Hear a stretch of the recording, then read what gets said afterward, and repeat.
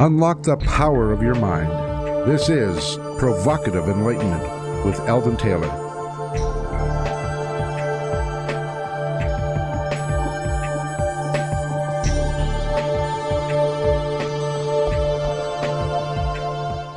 Welcome and thank you for joining us today. The next hour is devoted to learning something more, not just about the world of shoes and ships and sealing wax, but about how, what, and why we believe as we do. A time for the open-minded and a time for those willing to question what they think they know or what they may believe, those willing to be uncertain for an hour. I'm Eldon Taylor, and this is Provocative Enlightenment. And here in the studio with me is my partner, Ravinder, looking lovely as always. So, Ravinder, say hello to everyone, share your special insight for the day, and please tell everyone how they can learn more about our show. Well, hello, everyone. Thank you so much for joining us. We have a truly fascinating show planned today, so I think everyone's going to learn quite a bit. So definitely stay tuned. If you want to learn more about the show, just go to provocativeenlightenment.com. You can get to see, I should calculate this. How many years is it? 15 years of archives there. So there's plenty of material if you want to just catch up, refresh. It's really a fast way to get extra information because you don't have to go read all the books yourself. So I think it's absolutely brilliant. So that's at provocativeenlightenment.com. And of course, you can find us on Facebook as well. Just search for Provocative Enlightenment Radio. Any important information that gets given out on the air, I will post it up there on Facebook. All right. In this week's Spotlight, I wish to discuss the chasm between our sciences and ethical concerns as they guide our public policies. We have discussed on this show the lack of ethical guidelines for matters such as genetic engineering, artificial intelligence, the use of machine learning for manipulation purposes, and so forth. But there are many other areas where science has reached a capability that the world is not prepared to deal with, and/or are ignorant of the possible ramifications given the deployment of some of these technologies. Given that is the case, what are we to do? An article in New Scientist outlined the top 10 ethical questions in science. They were identified as 1. Should we give our animals rights? 2. Should we edit our children's genomes? 3. Should we make everyone normal? 4. Should we abandon privacy online? 5. Should we give robots the right to kill? 6. Should we let synthetic life forms loose? 7. Should we geoengineer the planet? 8. Should we impose population controls? 9. Should we colonize other planets? And 10, should we just stop doing science? Now, some of you are no doubt at least a little surprised by some of the items in this list. But think about this list for a moment more. Is science going too far? Should there be a moratorium on science until the world catches up? Would the world catch up if there were such a thing? I mean, the New Scientist publication listed what they perceive as the top 10, but there are many other issues. How about key AI technologies that have questionable benefits, or rather extensive drawbacks, such as deep fake, face-swapping technology, and Neuralink, which aims to improve brain-machine interfaces? How about cloning or in vitro designer babies? Indeed, many old ones are still unsettled, like animal testing. In other words, as science moves forward, society seems to fall back. How are we to fix this? Bottom line, we all must become more aware and more involved. Some progress over issues of the past has gained traction only because people became involved and began championing causes such as with PETA and animal rights. That said, however, where are the organized public groups intent on pushing the ethical use of science? How many of us even understand the issues? How about matters such as fusion energy? What do we know about that? How about weapons and military R&D? What do we know about that? And there is so much more to attend to. I think we need a public forum where these matters are openly discussed and an action group that involves our Congress. I don't see how else we can get a handle on all of these issues before the issues themselves have us in the frying pan. Those are my thoughts. I always welcome yours. What about you, Ravinder? I think you bring up some amazing points there. There are things that we simply don't think about. I think there is a general push just to advance science as far as you can. The idea is always that it's supposed to make life easier for everybody. But as you go through the list that you just went through, you can see, hang on, not necessarily. There are some really scary issues in there. And to my knowledge, there isn't anybody looking at them. I totally agree. You need we all need to be thinking about the ethics behind it. There should be committees. There should be someone looking into this. And I mean, occasionally you'll get these certain areas, like with PETA and animal rights, you'll get certain people that get very much involved and they push and push and push. But the rest of the world looks away because it's convenient.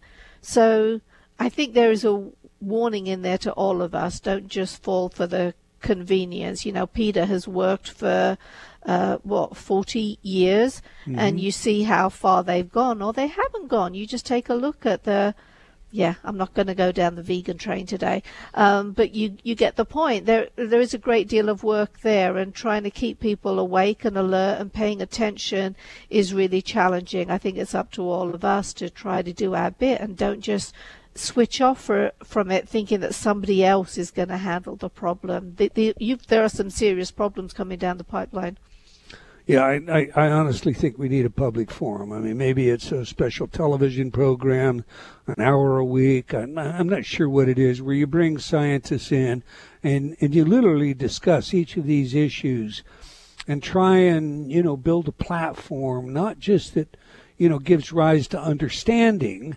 And I think that's critical because there seems to be a great deal of apathy out there.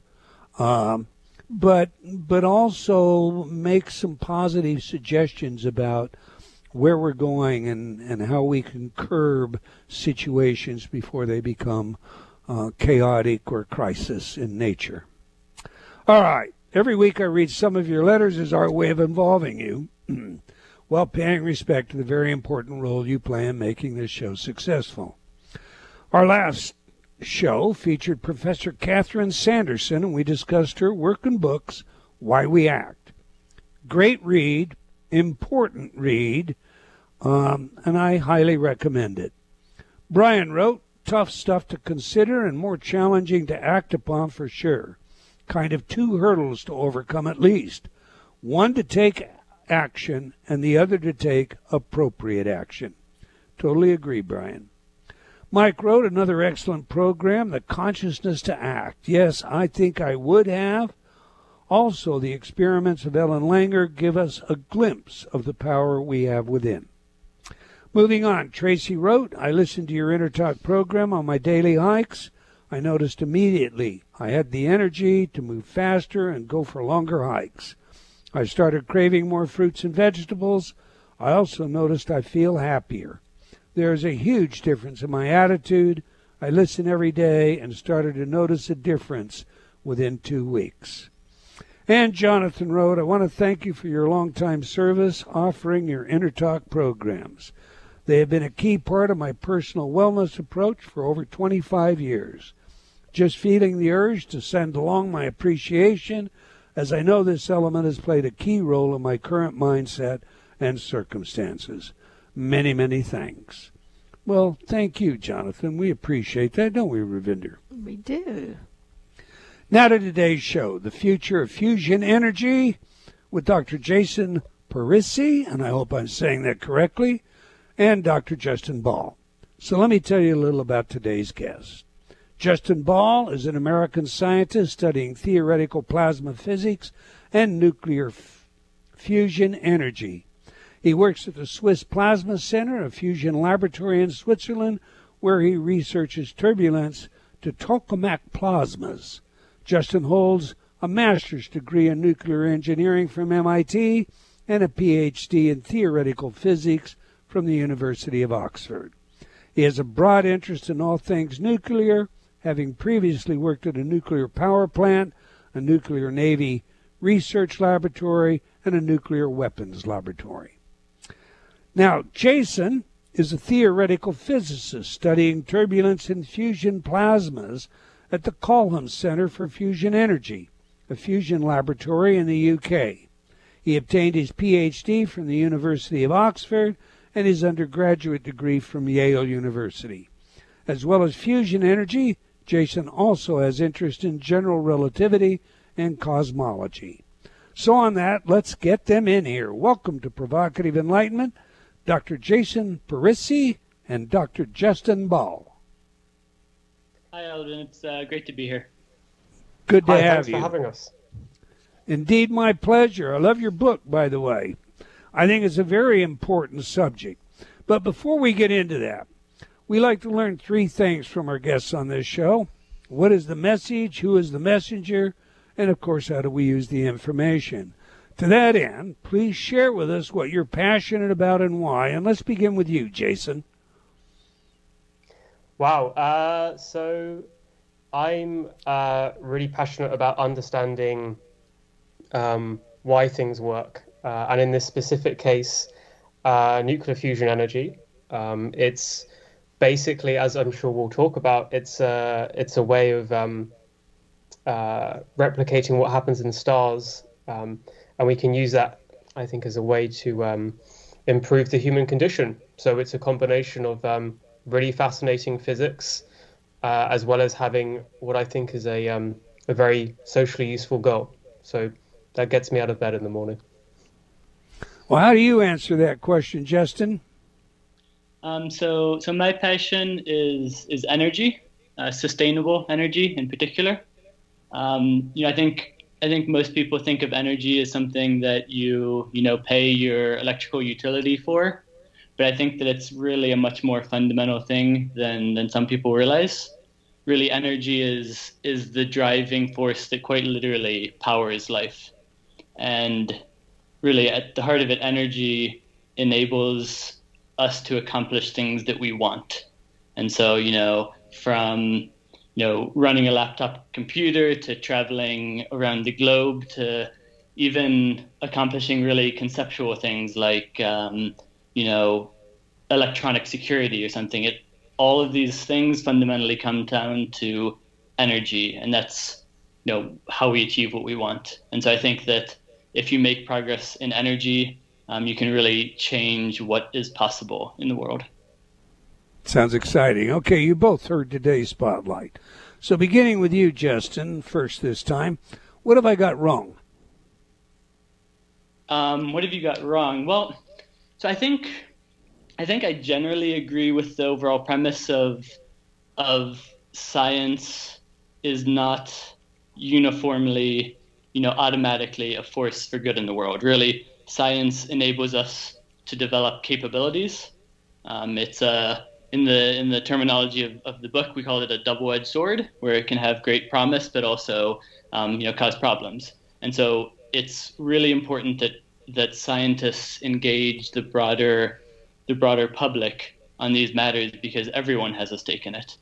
And so I think the thing that I would maybe push back against is, I think having, something so concrete like a TV show or something is maybe a bit restrictive, and that we should really seek to engage the broader public in as many ways as possible. I think that fundamentally democracy is the way that people have say over what science is pursued and what limits should be there. And, it's a responsibility of the scientist to communicate what can be very complex topics so that people can understand and judge for themselves. Yeah, that's great, and I share your view. My suggestion about television shows just simply because there's so much apathy when it comes to science. When you're talking to lay people, somehow you need to entertain them, it seems to me, to get in, to open the minds. But I could be totally wrong. And the idea of a, more democratic forum, open forums, I like that too, but I'm not sure there are too many scientists who would take the time to do that on a regular basis. I hope you are two of them that would. All right. Back to you, Jason. What did I get wrong?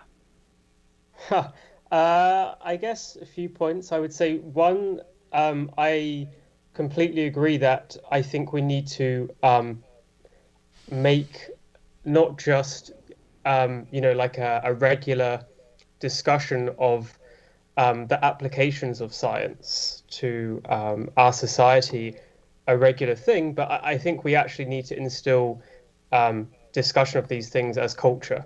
And I think the way you do that is you engage people and you empower them and you give them the power to actually have control over big decisions that are made through some kind of democratic process, as Justin said. I think something I would add is an additional question on top of what you proposed is, how easy is it to actually control the trajectory of science? Because if we look back historically, there are so many actors doing science. It's not clear how easy it is to actually control it, and would that ever be counterproductive? I think, for example, if you just look at the development of, I think one of the most glaring examples of the double-edged sword nature of science is the nuclear weapons program, especially during World War II. Some scientists in the 1930s, when they realized just how dangerous this idea was, lots of them tried to stop publishing, stop talking about it, but the idea still came out. My final point would be, I think there's a big difference between scientists who I think generally are actually just very motivated by technical problems. I've often found scientists aren't so interested in the social applications of their research as you might always think. And the kind of people, the technologists, I would say, who actually apply the scientific breakthroughs to the technologies that then impact the way it's applied. So I think there are lots of layers to this question. And I don't think you would ever stop science. I just have no faith in that. So I do believe that we just need to communicate more. And people need to be more aware and more concerned. I appreciate your feedback, both of you. All right, I'm going to leave it up to you as to who answers the questions as we go along now, because, I mean, you're both experts, but you also have your own expertise. And you got a little bit of experience doing this. So, here's the first and foremost question. Why should anybody even care about fusion energy? Because it has the power to improve their lives, right? I mean, in my view, climate change is one of the most fundamental challenges of our times. And achieving sustainable energy is the ultimate solution. And the unfortunate fact is there's not actually as many options as we like there to believe. And so, you have renewables, you have nuclear fission, the normal nuclear power plants you hear about, and then you have fusion. And so really, if you care about preserving the environment and you care about leaving the world a better place, fusion is one of the main options that you should care about.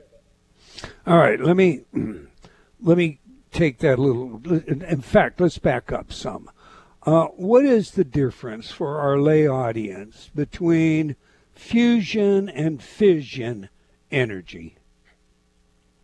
So fission is basically all nuclear power that we generate now is generated by fission, and it's the process whereby you take a very heavy radioactive atom, say for example uranium or plutonium, and you fire something at it like a neutron, and it will split into multiple smaller parts. And because of the intricacies of nuclear physics, that will often release a lot of energy.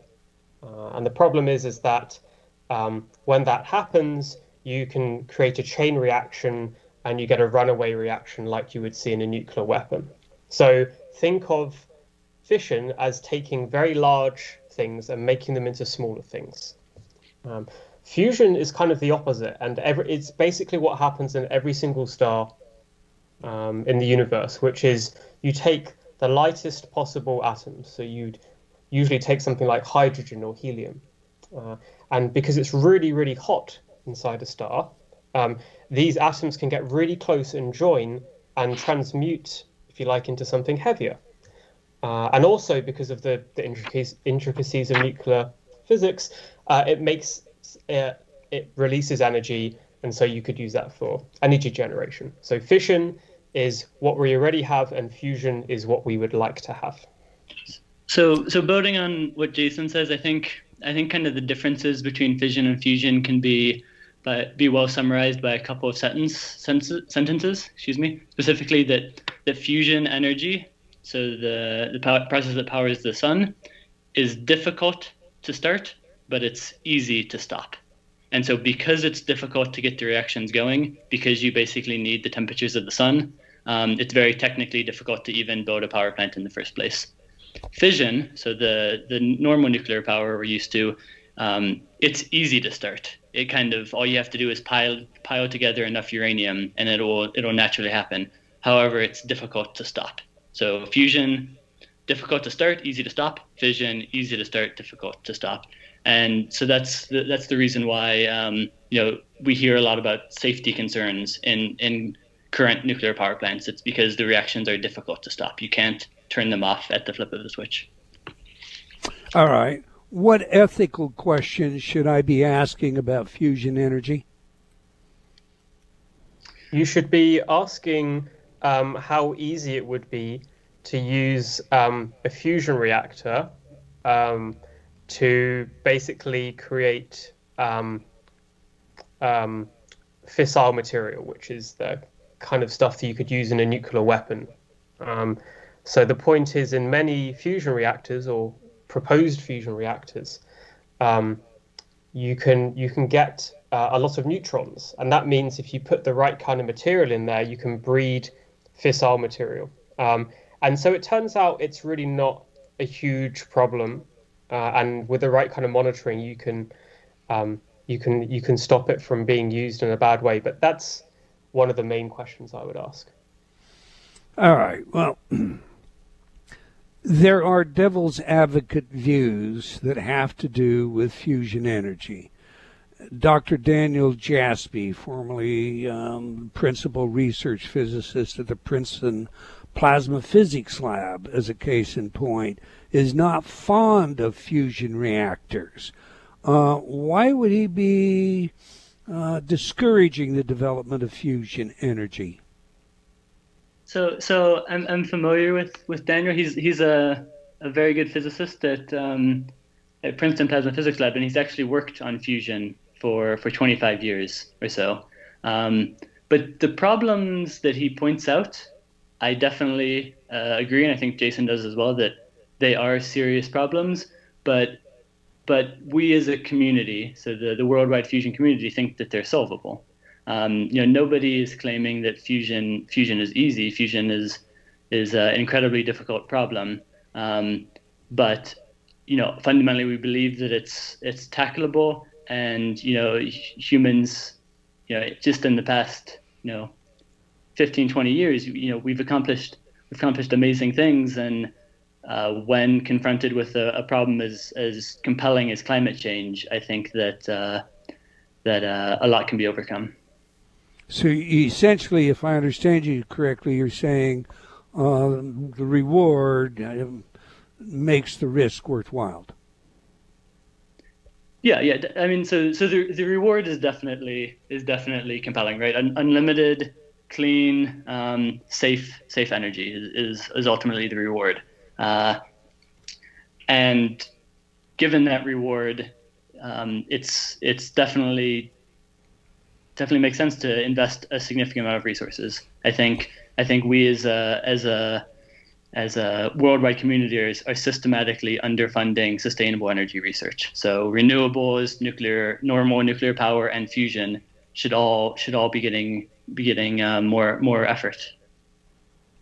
All right, we have a hard break in front of us. When we come back, I'm going to ask you to explain why fusion energy would be safer than fission energy, because there's a lot of concern in the public about building nuclear reactors.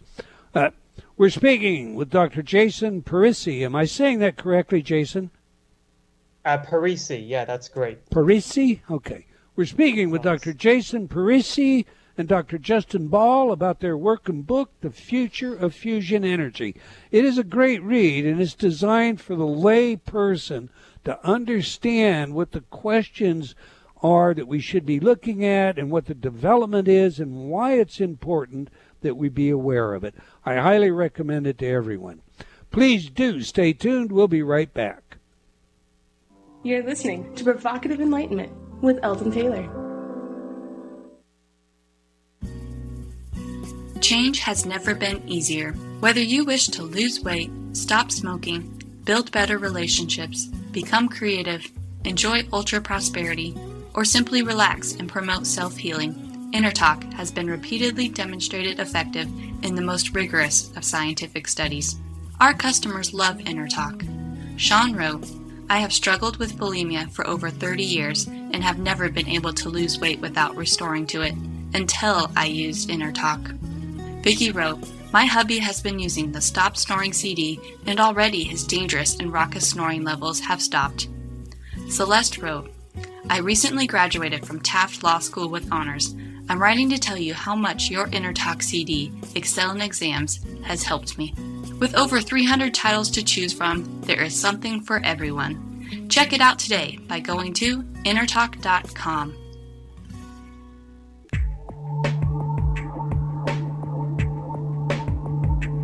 Unlock the power of your mind. This is Provocative Enlightenment with Eldon Taylor.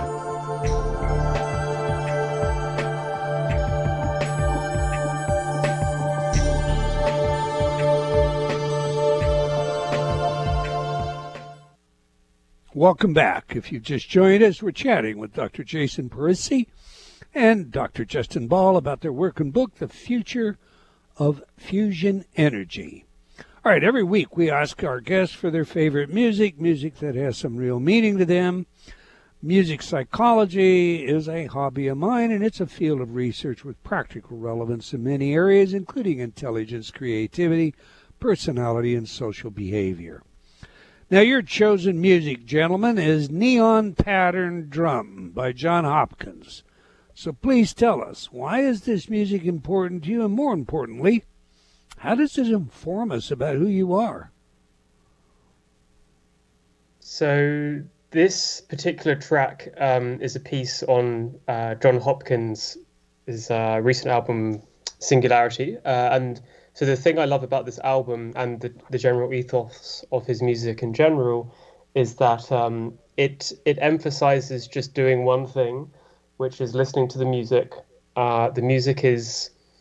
when you first listen to it, it sounds quite bland and like there's not much going on. But each time you listen to it, you discover something new about it. So I really like the message that, you can focus on one thing, and the more you think about it, the more you learn. And there's a lot to learn from seemingly simple things. That's great. I like that. All right, listen. I told you before the break I was going to ask you about the difference between fusion and fission, and then I assume that the answer is in the sentence, one is easier to stop than the other. But I'm also aware that there, are some drawbacks other than the fact that it's easy to stop. I believe tritium is a fuel that's used, and it's not found in nature, and it must be replenished by the reactor itself. Please flesh out for us, if you will, as honestly as you can. Absolutely. There are going to be dangers in anything, but what makes one much more safe than the other? Yeah, so the fuel cycle for fusion is a bit intricate. So the sun is simple. The sun takes normal hydrogen. So normal hydrogen is just a single proton, and it slams them together and uses them to form helium. So you're again combining smaller atoms, hydrogen, to form a bigger one. On Earth, this looks completely impossible. Basically, the probability of two protons when they slam together actually sticking is just enormously small. And so we have to be a bit more clever. And so what we do is use two isotopes of hydrogen. So these are, instead of just a single proton, it's a proton and a neutron, so that's called deuterium. And then there's a single proton with two neutrons, and so that's called tritium. But they're basically special types of hydrogen, and deuterium exists in nature. You have about 2 tablespoons of deuterium in your body currently. And so, we can just go to the oceans and get deuterium and use that for fuel. Tritium, however, is even more exotic. Tritium is radioactive, which, causes its own problems. But because it's radioactive, that means it disintegrates. So it disappears and it doesn't exist in nature. And so in order to create tritium, we basically have to create tritium on the fly. And so the way you do that is by using lithium. So lithium, is used in cell phone batteries. And if you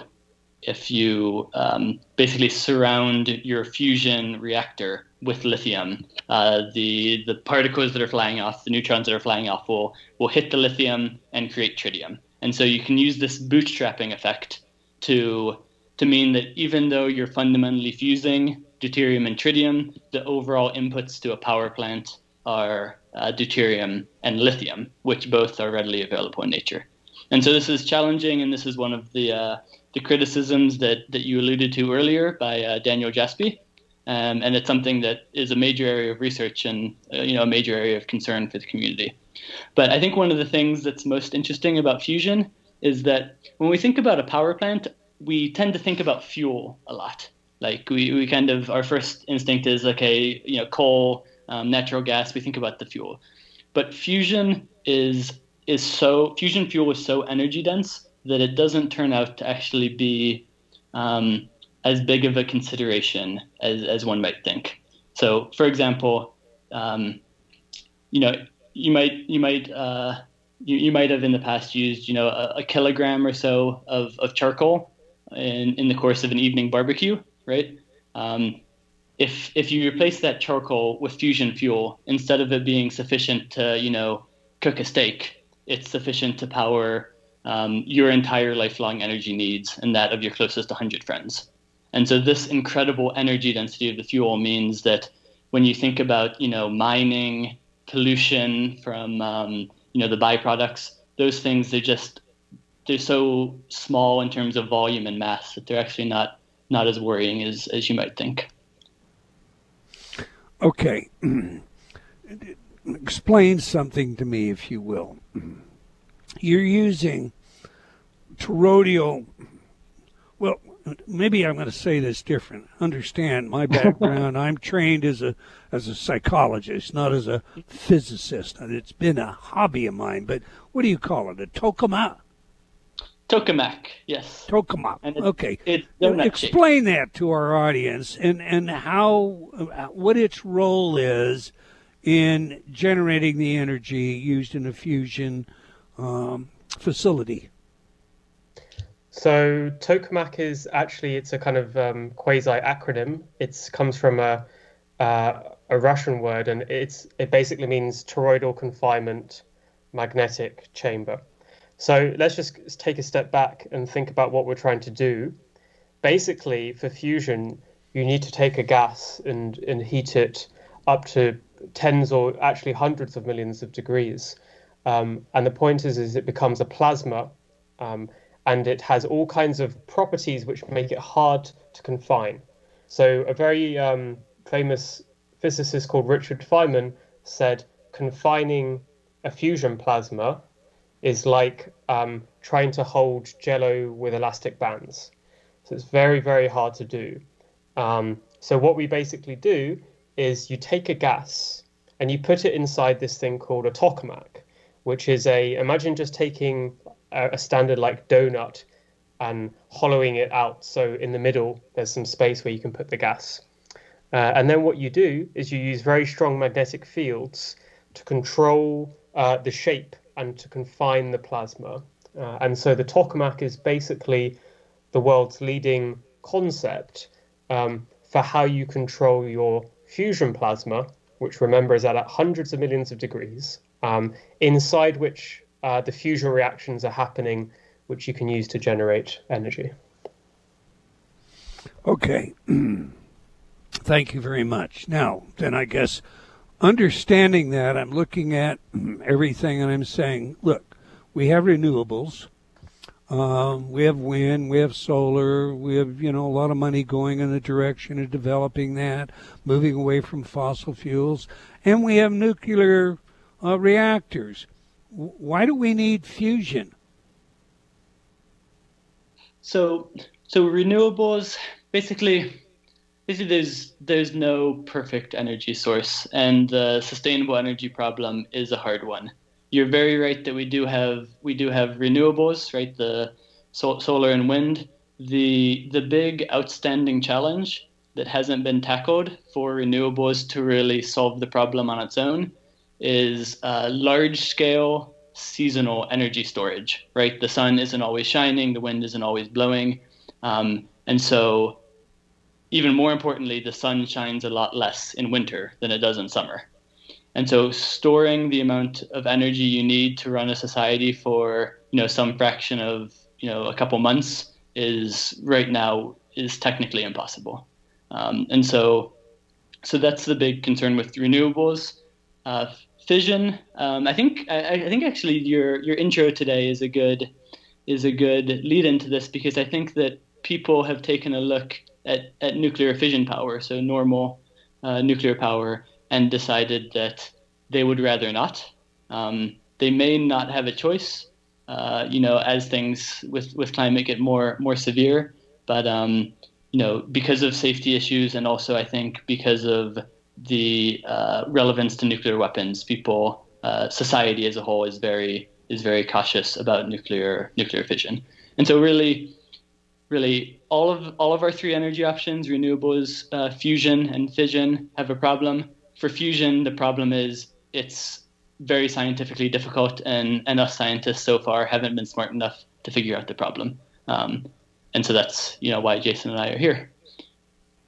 One of the things that I was struck by in your book was a disclosure you made about what the energy demand that we're going to have in the near future. Its increase, I think the factor was, it was astronomical. It was something like, 3 by 2000 or something like that.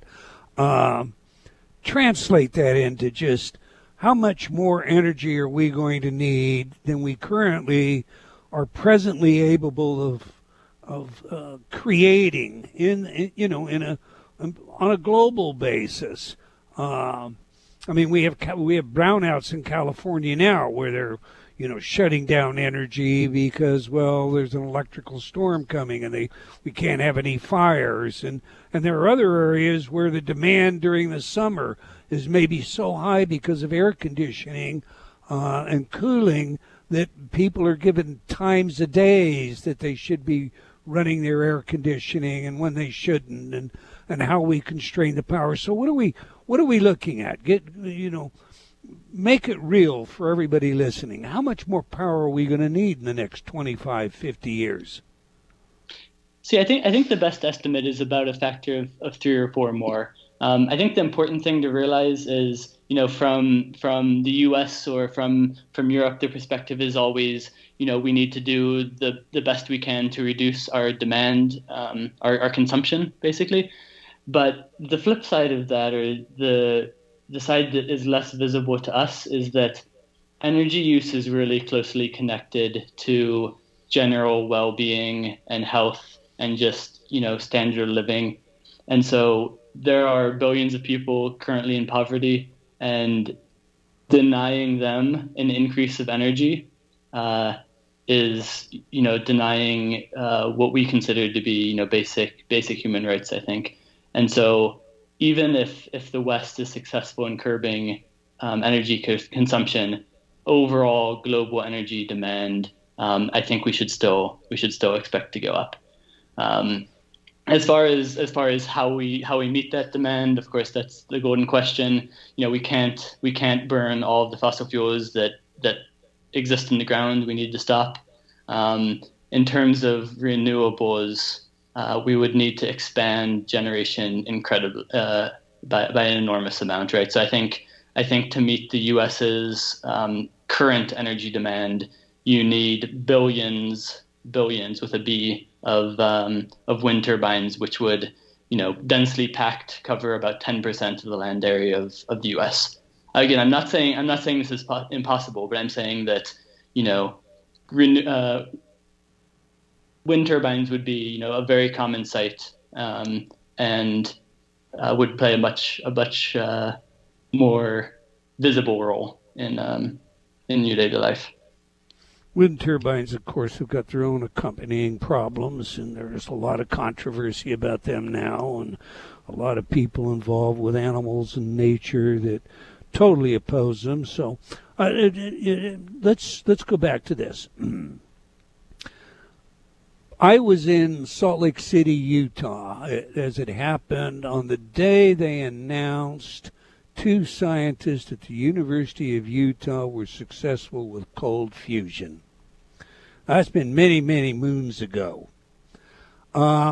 Fusion energy has been something people have talked about for a very, very long time. What's taken so long to make it available? That's a great question, and I think something that lots of people have thought hard about. I think I would say there are several factors. The first is that it's just exceedingly hard. And so we were starting from a very, very low base. So it kind of started in the 1950s. That's when people or governments started funding fusion research. And now it's 70 years later, and we still don't have watts into the grid. So I would say the first point is the progress that has been made in terms of how good we are at building a reactor. If you look at that number, which is a certain parameter of your plasma physics inside this fusion reactor, that's actually been increasing, or the performance has been increasing faster than Moore's law in terms of how quickly you can double the amount of processing power at a fixed price, which is kind of seen as the quintessential law of exponential growth. So actually, we have been doing extremely well, I would say, until about the 2000s.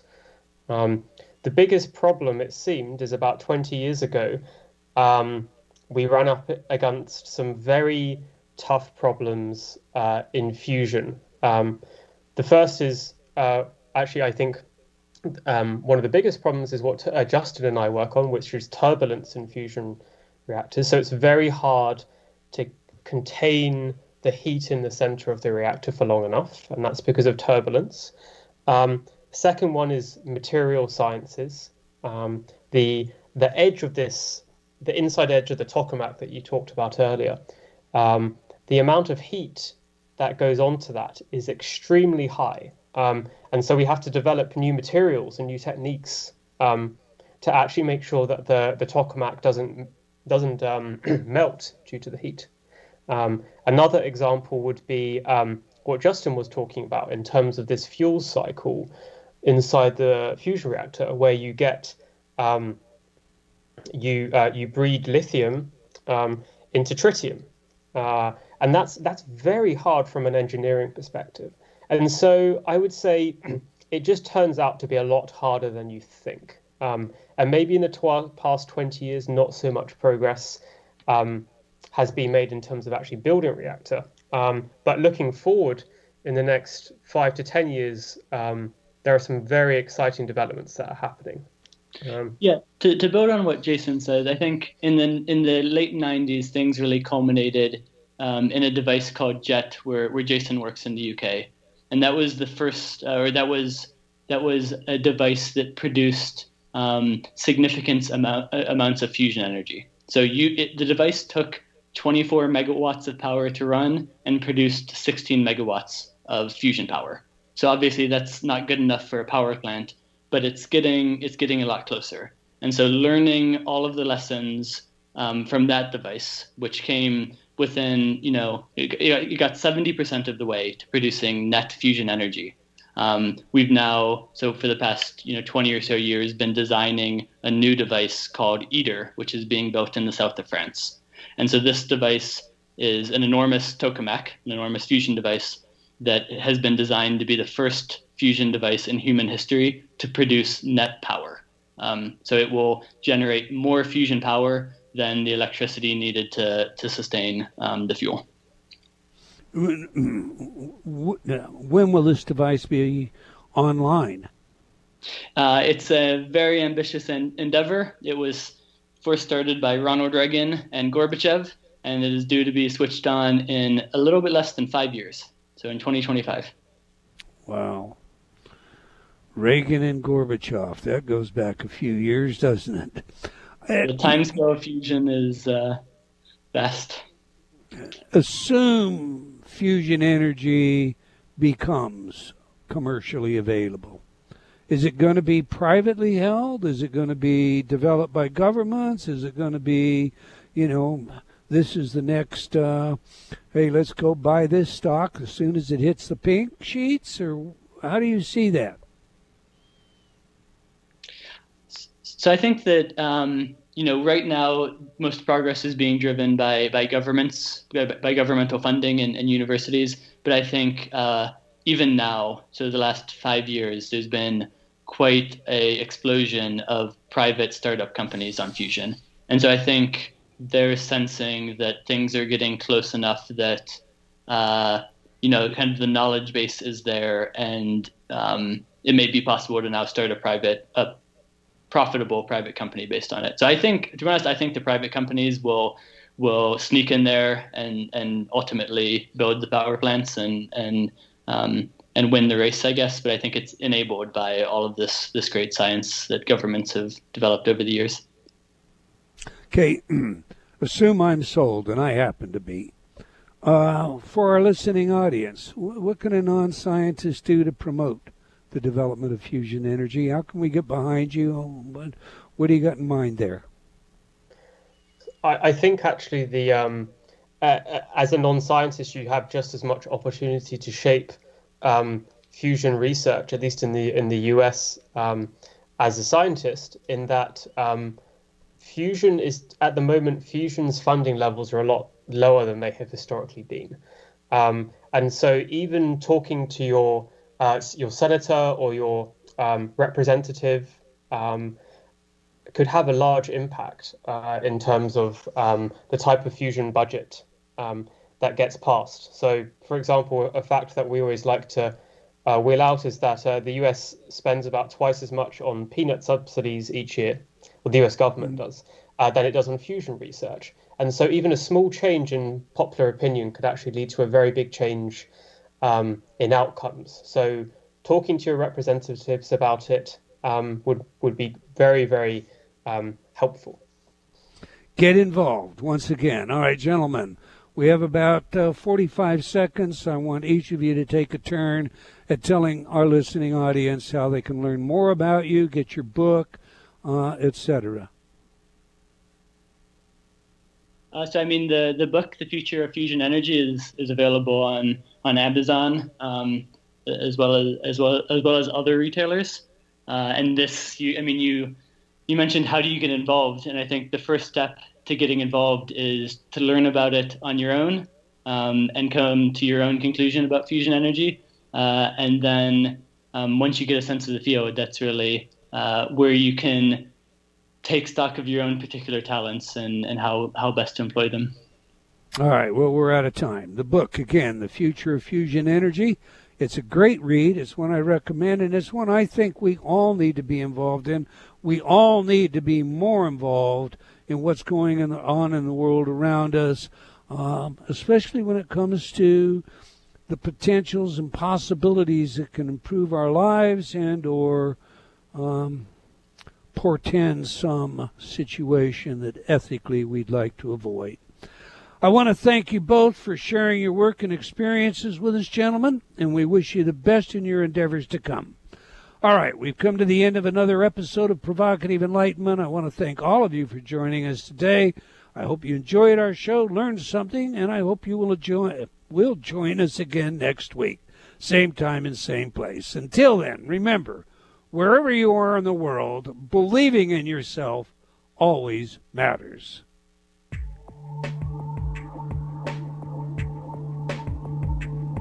Provocative Enlightenment has been brought to you by Progressive Awareness Research and other sponsors. Provocative Enlightenment is a syndicated show and appears on other networks. For a schedule of show times, visit provocativeenlightenment.com. If you're interested in becoming a sponsor, write to Eldon at eldontaylor.com.